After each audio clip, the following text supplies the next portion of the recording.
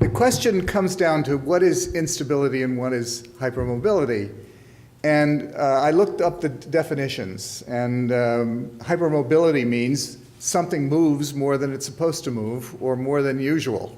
And that's all hypermobility means, because it's a direct, and in the EDS population, hypermobility is the definition of their disease, or their, not the disease, I'm sorry, Paolo, of the inherited condition, or of the creation of connective tissue.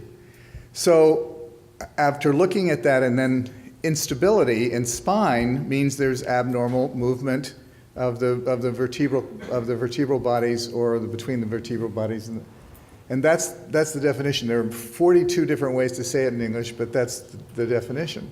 So it seems to me, after that discussion, quote unquote, or maybe some disagreement, one would say that what they wanted us to say was that hypermobility, these all had hypermobility, and what you take away from that is hypermobility means you don't want to operate on it, and instead of it meaning anything else. And instability means you do want to operate on it, so they're the same, they may be exactly the same things. My partner, Justin Virajanapa, who's not here today because he's his son is now a newborn and he's up all night. But I hope he's invited to others, because we're going to keep the Chiari Institute in Long Island going, despite the fact that I'm sort of slowing down. But he said that if it's that instability is hypermobility that harms you.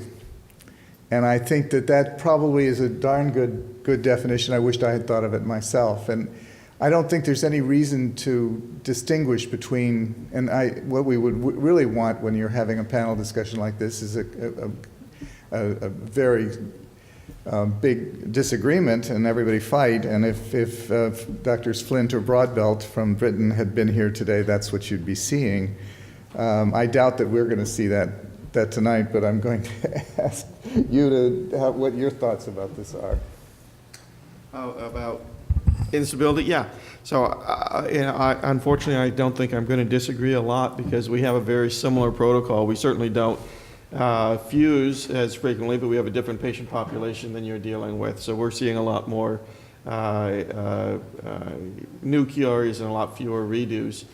And so we're very conservative in our fusion rates, unless there's gross instability, or they improve with with cervical collars. Yeah. So I almost always do the posterior fossa decompression first, because I think that's just an easier initial procedure. You need to do that either way. If there's instability, we'll go ahead and fuse initially, but we do a decompression first on 98% of our patients, rather than going to a fusion plus decompression at the same time. Yeah, if you look at, try to find out the likelihood of needing it, I think Doug Brockmeyer and Bolo's, not this Bolo, the other Bolo's, thing would say that about 10% of total Chiaris have this instability or hypermobility. And now they do some of those patients up front. I would say, what is a Chiari? And what is the definition of a cure in a Chiari? And for me, it's a terrible word, but it means that there's not enough room in the foramen magnum for there to be flow of spinal fluid up and down, to be slushing up and down. So maybe the foramen magnum is too small, and I think that in some of these cases, or maybe most of these cases, it's the crowding is due to the presence of the odontoid process in the canal, distorting the foramen magnum.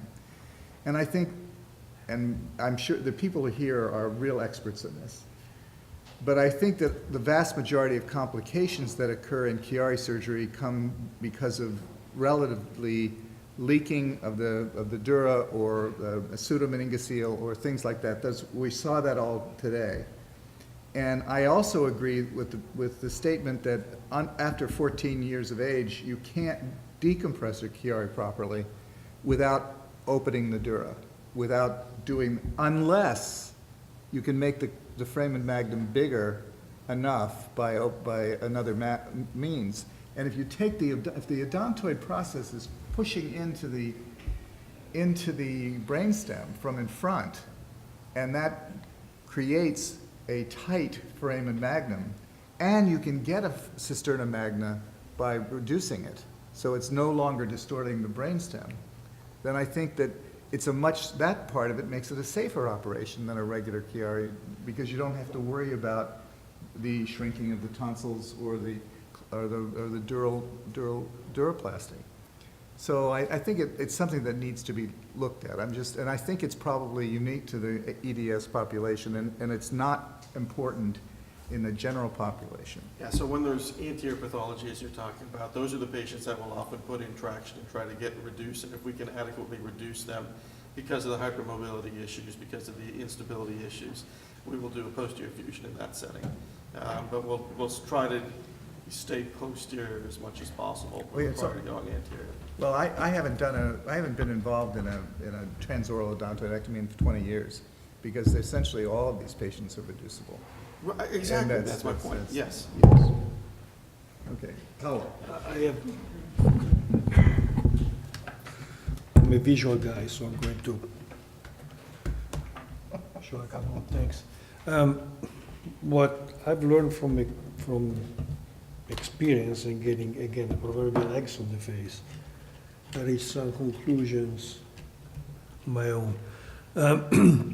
There is a big discussion between the pediatric neurosurgeons and the adult neurosurgeons about these disorders, and they're actually two different colors of fish again.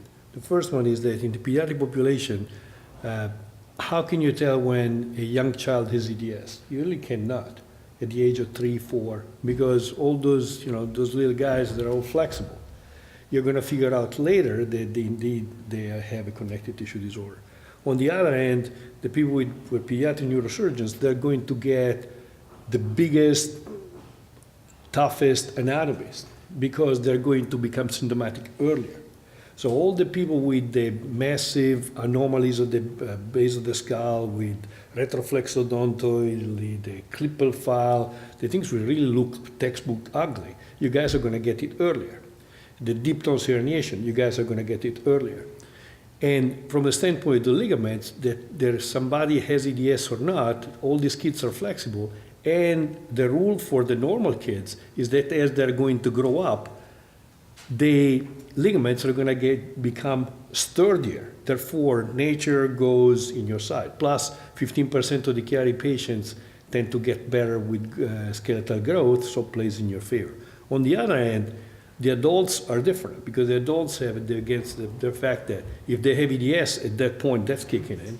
The second one is there is the wear and tear that goes against it. So it is, all this is, and all the people who were not as bad to be caught by you guys, but then with the added wear and tear become symptomatic later on in life, at that point get caught by the guy who play with the adult population.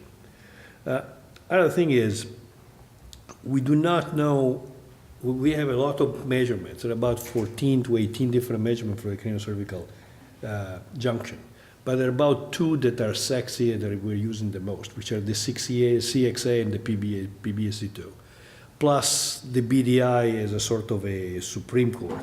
But the thing that was the major matter of fight between the Brits and the Americans last year was that the British were having this kind of distorted idea, because they were hearing from the patients, that when you were having it, necessarily you were going to get the surgery, which is not the case.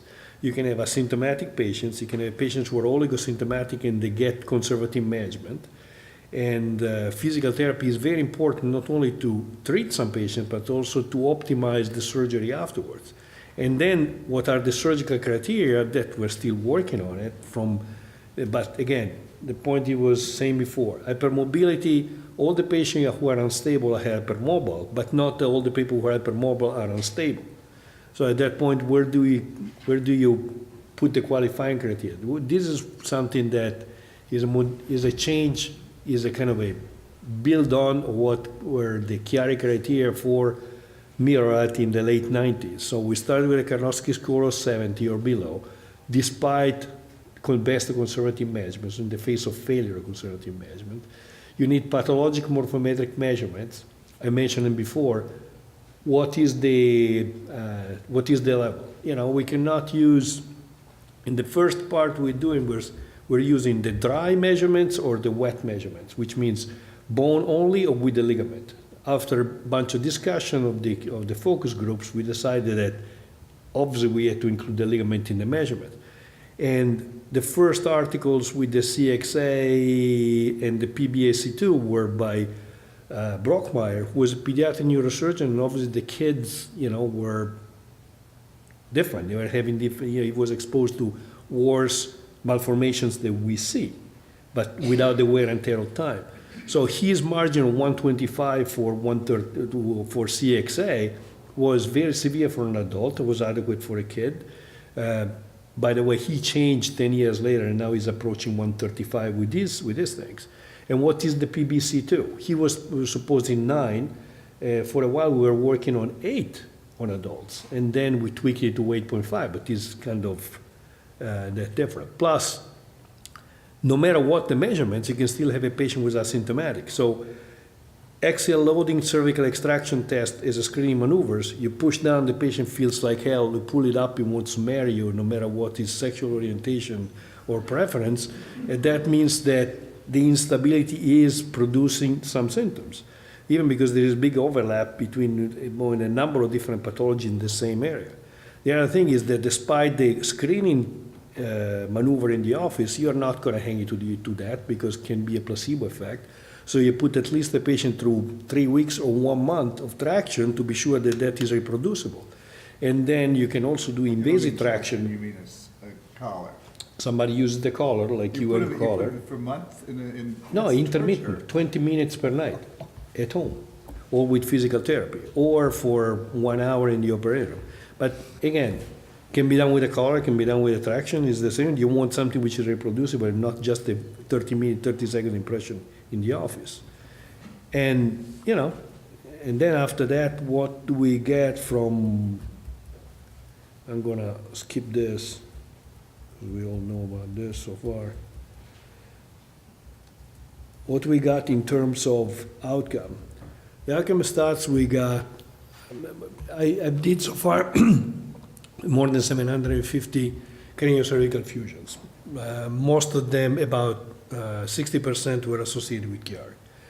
And the very first one with the bar plates. So I get them out of the way because they have problems of their own. So I focus just on the craniocervical fusion with condylar screws because definitely is a better thing. 85% better, 10% unchanged, 5% worse, which is actually similar to the stats for Chiari alone that John was presenting before.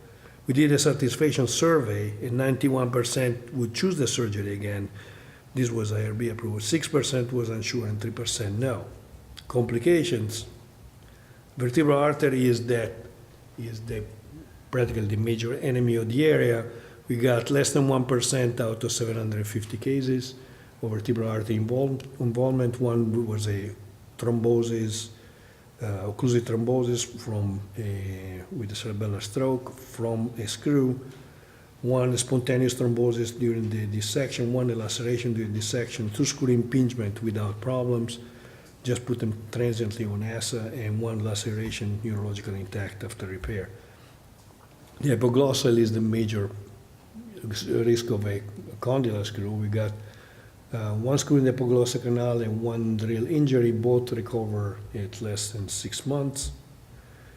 So we did some precautions after that, but the major part of the condylar screws is that in the past, with minimal whiplash injuries, the bent part of the bar was snapping, and we're having a double-digit, low teens incidence of breakdowns within something like 5 years out.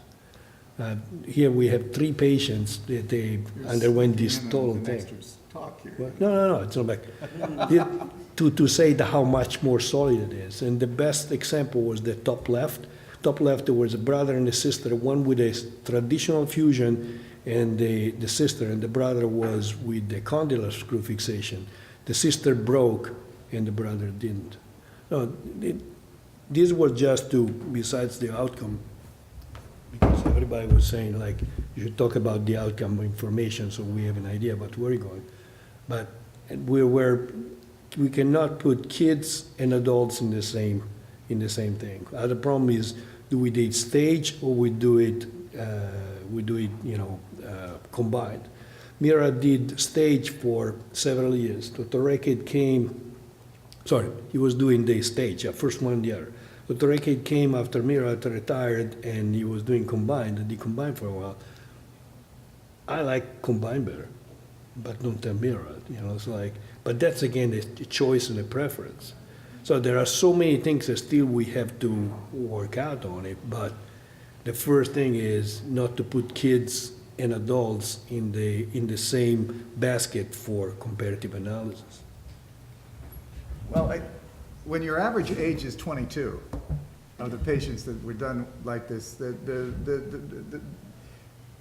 I agree with you, don't take 2-year-olds and 3-year-olds or 4-year-olds into that situation. They're completely different. They also have distensible dura, so you don't have to open the dura in most of them. No, what I mean is younger than 14. Yeah, but I mean, They have a different skeleton, they have a different physiology, we don't disagree, but a lot of Bolo's, the other Bolo's Yeah, I know. paper was mostly adolescents too. And adolescents are physiological adults. They may not be psychological adults, but sometimes they're better than we are. They certainly know more about Apple computers than we do. So, I'm sorry, yeah, good, we'll fight. We don't fight. So, I think that the idea is that the difference between hypermobility and instability is simply a matter of how bad it is. And it has nothing to do with what the overall physiology is. And I'm just happy to have an opportunity to try to enlighten the world on these things. And I've learned a lot from Paolo. And I think we're gonna try to get rid of some of the cynicism. And I talked to another really, really good person in the craniovertebral junction, that's Richard Anderson at Columbia. And he thinks that in his practice of Chiari, it's 5%. In the Bolo-Brockmeyer, it's 10%. I mean, it happens to be 60% in my practice, but that's clearly an anomaly. And I'm not trying to It's try to only sell it. it becomes a referral bias. The patients who know that they have a specific thing, instead of wasting their time and trying to convince their surgeon, they go where they are going to be heard. So this is a self-selection right there. Go ahead. So, yeah, that's what I was going to ask. Why do you think, so, I think you said 750 cranio In vertebral- 20 years, yeah. Yeah, over 20 years. That's a lot. Yeah.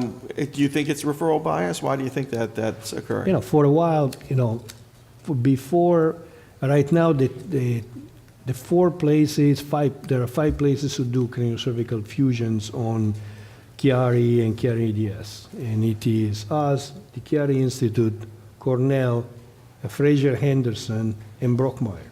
Those are the top 5. And we're talking about the vast majority of the patients going there, plus patients also from other countries. So the majority that you're It doing... is like when Janera was doing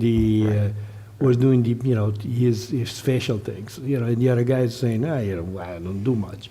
But the patients were just flocking to him. So it's a referral bias. Right. We're not, I would never say, the incidence of complex Chiari is more than 50%. But that's what we're having, because the patients practically throw themselves in that direction. And are the majority of them de novo, or most of them redos that you're... Yeah, it's The a mix. database from while you were there and Yeah. since you left is about 30% of them are redos. 1 in 3 have had, and of those, at least half of them, the back looks good. There's a foramen, there's a cisterna magna and the patients are miserable, and they can't stand up without falling down. So it's not subtle. John? Yes. So the one I showed with a big wide bone decompression, very smooth, I'm not currently doing cervical fusion. Al took care of her for us. She had been done at our university, and her quality of life is improving with a condyle C2 approach. Well, both of our, I didn't know about your follow-up data on your patients, but it's the same. 95% would have the operation again. Yeah. And 80% of them have marked improvement in their pain, and half of them at least have problems with fainting and these sorts of things, No. and even cognitive problems have gotten better. There is another thing that came out of the discussion in Birmingham last week. There was Dr. Atul Goel from India. Yes. Then there was Dr. What's the name of the German guy that Dr. Batsdorf trained? I can't remember his name. Whatever. Jürg Kleckamp. Yeah. And then it was myself and another guy from Birmingham who was doing craniocervical fusions. And we compared our patient populations. And culturally, there was a major difference. The first one is that the patients from India, they were lucky that they were not crippled anymore. So that was their goal in life. The patients who were Germans, their expectations were a little bit higher. But definitely the expectation for the American patients were much, much higher. Not only I want to feel better, but I want to be very functional. So was the same operation with different expectations. For example, like the population of Kleckamp were just German patients. In 40% of them, he said, you are a candidate for elective surgery, which translated for the patients means surgery is, if you don't do surgery, you're not going to die. If you don't do surgery, you're not going to be paralyzed. But doing surgery is going to give you that extra quality of life. 40% of these candidates for elective surgery refuse to have surgery. They say, doc, I passed because I stay like this. It's like playing 21 and you say, all right, I'm staying. I don't get hit with an extra card. Our patients in the United States, you guys have either you have much more malposed faith in us, or you have bigger expectation for life. Well, and I was telling him, 40% of your patients pass on this. American patients do not pass on this with the same percentage. Well, that's not because they're American, that's because they got to you. No, I mean, it is. No, seriously, It is different. His fusions were as good as mine. On the internet, if you've gone and done all your homework, and the doctor that saw you first hasn't listened to you, or haven't sat down and talked to you for 20 minutes, and you don't therefore trust them, then they have a vested interest in you, and this is something you have to take really seriously. They have a vested interest in your being right, much more so than the first neurosurgeon, I think. And so I think you have to, we're never going to be able to give you the denominator of these things. No. And then that's just the way it is. Once the internet comes into play, getting the total number from which this group has come is essentially impossible. And the other thing, like you were saying, this morning, how many patients have, I was hearing a lot of times by people in good institutions 10 years ago when we started saying this. I never seen a patient with EDS in my practice with Chiari. And the counter question was, did you ever tested their joints? Yeah. And it is bizarre when you start testing how many you find. 10 years later, the Mass General is checking, Mass General and Seattle were two big critics in the past. They're both checking the Baton score as part of the initial screening for Chiari, which is saying a lot because they were big critics. How much of that 40% is financial? See that Germany is on, they don't have to pay anything if it's not elected. Yeah, no, they have it's not like here. So you pay taxes, therefore you have free medical care. But if it's elected, don't they have to pay something? No, No. they don't. You have to distinguish between to wait longer. frivolous surgery like you want to redo my nose because your nose is okay, but mine is not. At that point, that's plastic surgery. That's frivolous. That's not to improve your quality of life. On the other hand, elective meaning you have the choice. You know, you have a bad ticker, you're going to die next week. That obviously is not elective. You have to do it unless you have a death wish. But elective means you have a choice of staying miserable like you are now and you keep on with pills, or you get the surgery and you have a chance to get better. In that case, the insurance in the United States pays or doesn't pay, but in the case of elective pays. But in Germany, you get in Germany, England, France, Italy, even if they do your nose, unless you go in a private clinic, the public service pays for the operation, no matter what. Takes a while to get it. Are you also looking at the same subset of patients though, considering most of your patient base is EDS, which often have all the SARA issues and all those other things going on? So how the Meaning autonomic dysfunction and all of the other issues, so them coming to you are probably sicker or have more Yeah. issues than just. And again, you learn on the job about these things. And the issue is not so much about the answer is yes and more. Obviously, as you learn, you stratify. For example, you understand that the patients who are severe dysautonomia and mast cell, they're not going to end up, these operations, they cause 85% improvement, Chiari surgery, whatever. But there's more, if you have many comorbidities, the degree of your improvement is not going to be as much. So you're going to be kind of eroded by that. And the problem is not so much the diseases we know now, it's the diseases that we're still blind about. We did not know about the mast cell and all these things in EDS 20 years ago. So like, what we do not know now that is biting our rear end, and we're confused.